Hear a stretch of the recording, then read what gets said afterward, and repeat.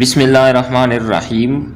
English grammar میں آج کے اس ویڈیو میں ہم سبجیکٹ، آبجیکٹ اور وربوں یعنی فاعل، فعل اور مفعول کی چند مثالیں دیکھ کر پڑھنے اور سمجھنے کی کوشش کریں گے۔ پہلا سینٹنس ہے ثنا از کلیننگ ہر روم۔ معنی ہے ثنا اپنا کمرہ صاف کر رہی ہے۔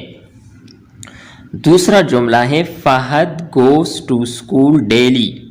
معنی ہے فہد روزانہ اسکول جاتا ہے۔ تیسرا جملہ ہے the children eat bones and biscuits. بچے بن اور بسکٹ کھاتے ہیں۔ چوتھا جملہ ہے دی مین ککڈ دی فٹ بال۔ آدمی نے فٹ بال کو ٹھوکر لگائی۔ پانچواں جملہ ہے Ali went to his house.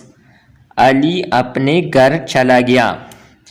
According to the above examples look at the subject, verbs and object.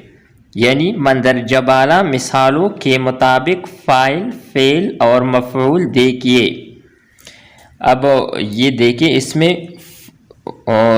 پہلا سینٹنس ہے ثنا از کلیننگ روم، یعنی ثنا کمرہ صاف کر رہی ہیں۔ تو ان سینٹنس میں ثنا جو ہے یہ سبجیکٹ یعنی فاعل ہے، کلیننگ صاف کر رہی ہیں یہ ورب ہے، روم کس چیز کو صاف کر رہی ہے؟ کمرہ صاف کر رہی، تو یہ آبجیکٹ یا مفعول ہے۔ دوسرا سینٹنس ہے فہد گوز اسکول، یعنی فہد اسکول جاتا ہے۔ تو ان سینٹنس میں فہد سبجیکٹ ہے، گوز ورب ہے، اسکول آبجیکٹ ہے۔ The children eat bones and biscuits.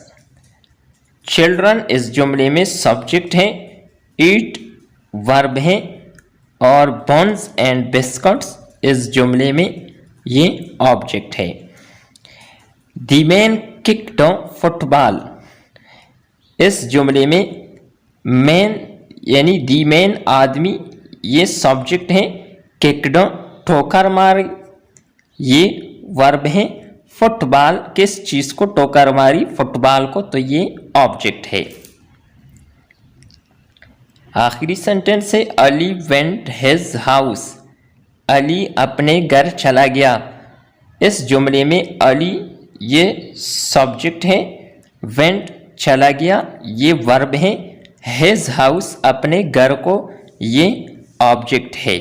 تو یہ تھی ہماری آج کی ویڈیو سبجیکٹ، ورب اور آبجیکٹ کی پہچان کے حوالے سے۔ نیکسٹ ویڈیو کے ساتھ دوبارہ ملتے ہیں۔ خدا حافظ۔